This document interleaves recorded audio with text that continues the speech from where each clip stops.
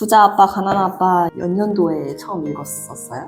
2019년도에 읽었었던 것 같아요. 어떤 계기로 이 책을 읽게 되었어요? 워낙 유명한 책이기도 하고 그러니까 경제경영서나 자기계발 읽는 걸 좋아하는데 그런 분야에서는 항상 탑급에 올라와 있는 책이다 보니 자연스럽게 접하게 된 것 같아요. 솔로님은 진짜 옛날 책인 것 같아요.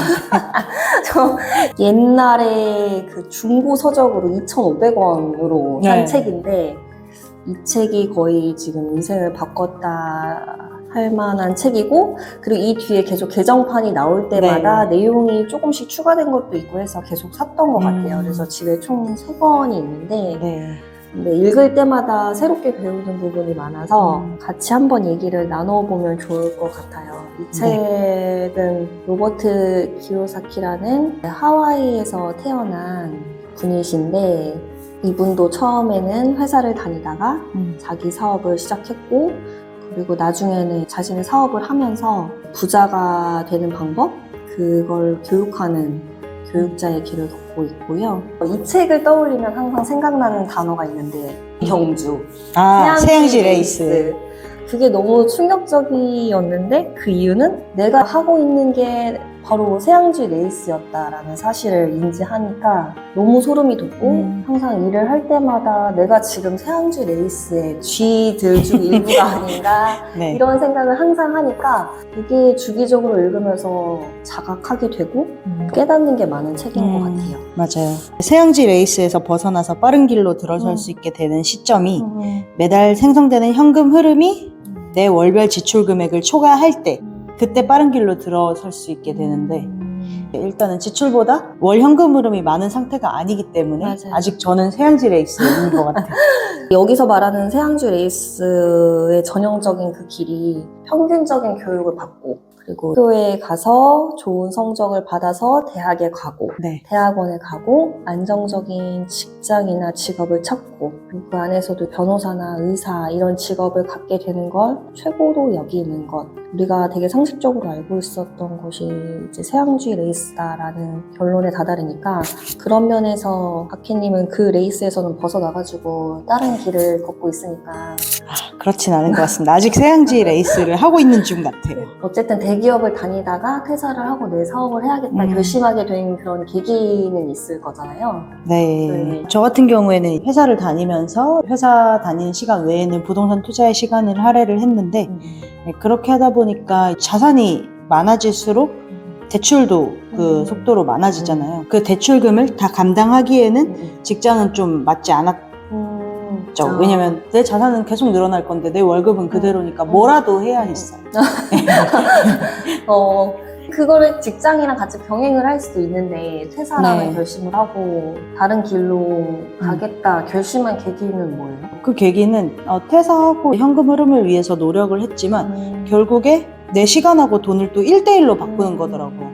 뭐 많아봤자 딱 한계가 있어요. 내 시간과 그 돈을 바꾸는 비율이 딱 정해져 있다 보니까 더 이상 확장성이 없다고 생각을 했고, 그리고 현금 흐름을 이제 많이 늘려야겠다는 욕심에 여러 가지 또 일을 하다 보니까 시간이 절대적으로 부족해지는 부분이 있어서 퇴사를 해야겠다라고 생각을 했던 것 같아요.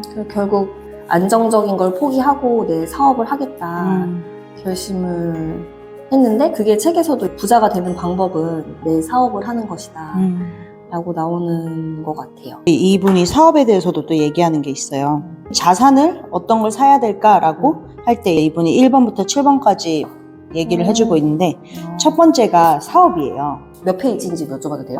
최근에 양장본 기준으로 168페이지인 것 같아요. 어떤 종류의 자산을 사야 될까라고 하고 이제 첫 번째가 사업, 주식, 채권, 그리고 부동산, 어음이나 차용증, 그 다음에 지적 자산에서 비롯되는 로열티, 7번이 그 밖의 것, 뭐 시장성을 지닌 것 이런 건데 1번이 사업이잖아요. 근데 그 사업이 조건이 있어요. 내가 없어도 되는 사업. 관리나 운영자는 다른 사람이지만 소유자는 내가 되는 거예요. 거기서 사업자와 자영업자가 나뉘는 거죠.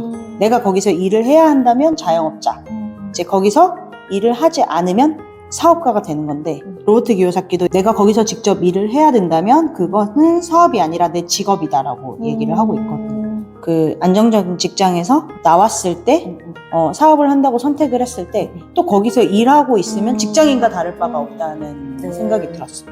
그래서 이 사업을 어떻게 조금 더 오토화시키고 관리 영역으로 갈까라는 생각을 했던 것 같아요.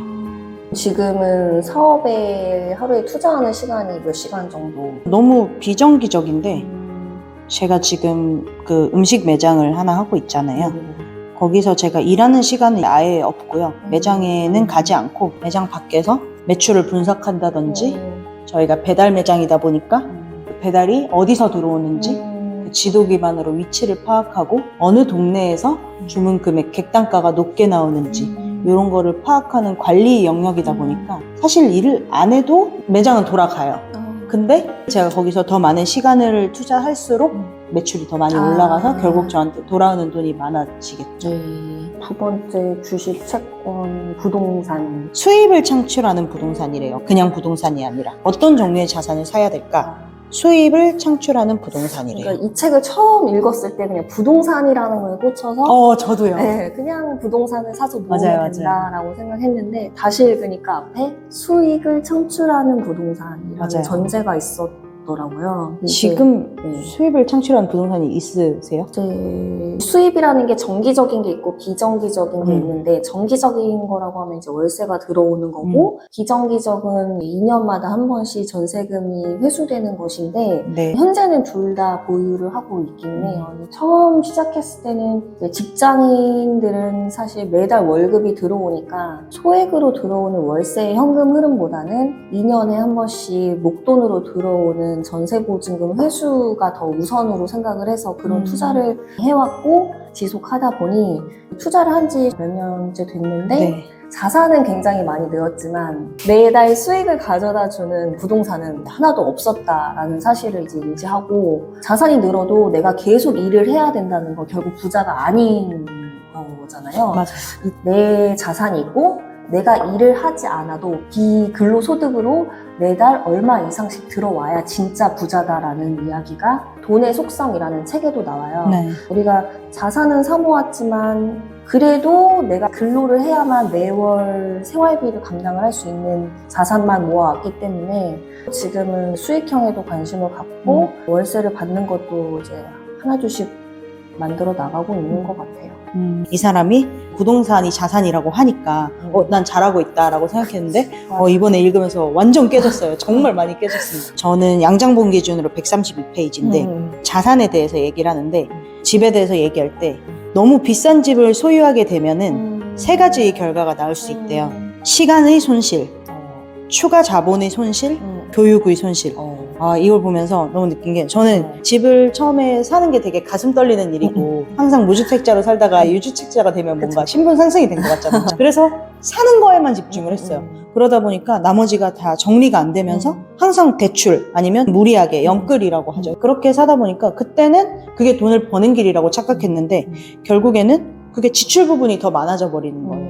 그러니까 월세가 더 많으면은 그거는 나에게 돈을 벌어다 주는 부동산인데 대출 아니면 항상 전세 투자를 해도 그 매매와 전세 사이의 갭을 줄이려고 노력하다 보니까 전세도 자산 부분에 대해서는 부채가 되잖아요. 그런 부분이 있다 보니까 결국에 지출을 더 많이 하는 형태가 되는 거죠. 부동산은 소유하고 있는데 지출은 더 많아. 그러면 이번에 책에서 읽을 때 이분이 얘기하시는 게 결국에 그 부동산은 자산이 아닌 거예요. 비싼 외제차를 사는 거랑 비슷하다고 생각을 했어요. 소유는 하고 있으나 현금 흐름이 창출되지 않는 나한테 돈을 가져가는 그렇죠. 세금도 많은, 가져가잖아요. 그쵸. 취득세도 가져가고. 그런 면에서 이게 비싼 집을 소유하는 게 시간의 손실, 추가 자본의 손실, 교육의 손실. 교육의 손실은 어떤 부분?